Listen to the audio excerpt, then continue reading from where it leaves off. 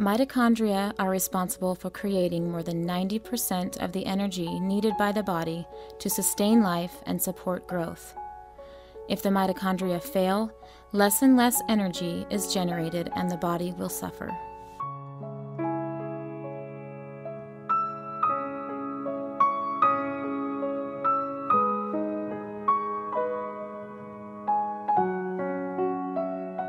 So Ramsey was born in September of 2006, and I had a really good pregnancy, no complications with the birth, and we took her home. We thought was a healthy baby, and as she was starting to hit her, should have been hitting her milestones, she wasn't. And she had told me about a doctor's appointment that she'd gone to where she learned that the growth wasn't, she wasn't growing, Ramsey wasn't growing the way she should. Her growth chart was slowly going down. I just knew that something was wrong. And when we moved to Salt Lake, we started to see a new pediatrician here at her 9-month checkup, and her pediatrician here was a little concerned. And the neurologist told us that in order to find out, she was thinking Ramsey might have some sort of mitochondrial myopathy, which we had never heard before. And that's the point where I was really freaked out. I went home and I read a bunch of stuff on it and had a really bad breakdown that night about it. And she's very strong, independent person, so I think she was just imagining that she could handle it, and she was just going day by day, and I just didn't realize the severity of it. Mitochondrial disorders occur when there's a change in the instructions to make the mitochondrial machinery. We all have changes in our genes. Usually these changes don't cause any health problems because we have 2 copies of every gene in our nuclear genome. However, if 2 parents happen to have mutations or changes in the same gene, then there's a chance that each child of that couple will inherit both changed copies of that particular gene. When she started walking, the only way she could get up from the floor to a standing position was putting her hands on her legs and pushing up on her knees.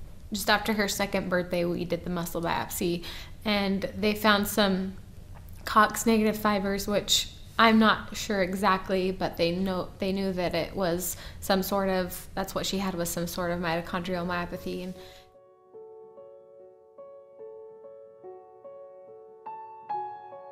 Mitochondria are the cell's power producers. They convert energy into forms that are usable by the cell. Since mitochondria are used to convert food into energy, it's the cells that need the most energy that are the most affected by mitochondrial disorders. She plays with little kids. You can tell that she can't keep up, and she knows her limitations, and she just will stop and watch until there's a time when she can join in again. The part of our body that needs the most energy is our brain. So a lot of kids with mitochondrial disorders will have seizures, and they can have problems with balance and movement, and they might walk and talk and crawl later than other kids. Ramsey struggles. She's really weak, low muscle tone. She can't go upstairs unless she has something to hold on to. If she gets bumped, she'll fall over easily. She can't run or jump. She has her own version of running.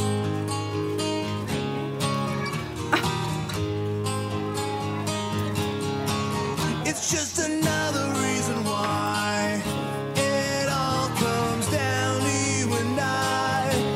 We'll have another drink, waste some time. She gets tired a lot really easily. She'll fall asleep wherever she is.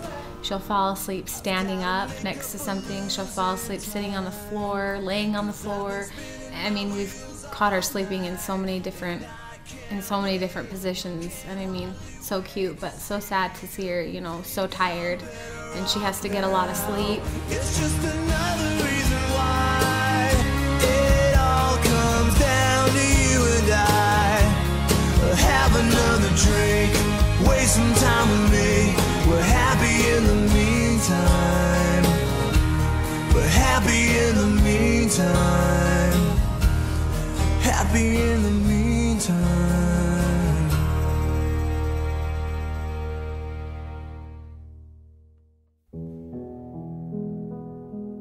This is a story about one of our Mito friends.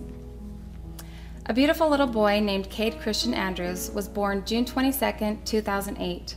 For over the first year of his life, he appeared to be healthy and always happy. He was crawling and walking along things just as any other toddler. As time went on, his mother noticed he was falling often, even when sitting up, crawling, or standing against things. He did not catch himself when falling, he would just spin and land on his back. She also noticed tremors, a left head tilt, and later his eyes would roll back when he was just staring at something. They received a call about a month ago with the official diagnosis of mitochondrial complex 1. Once again, their world was shifted. They were told many kids with this specific mitochondrial disorder do not live past the age of 5. Even with this extremely difficult diagnosis, they still hold on to hope. Cade gives them this hope with every little thing that he accomplishes. He has many challenges he faces daily, and things that come easily to us are a struggle for him. However, he does not let that hold him back. He is their hero, and they will not stop fighting for Cade unless he has no fight left. Even then, they are sure that they will still be fighting. They feel so blessed.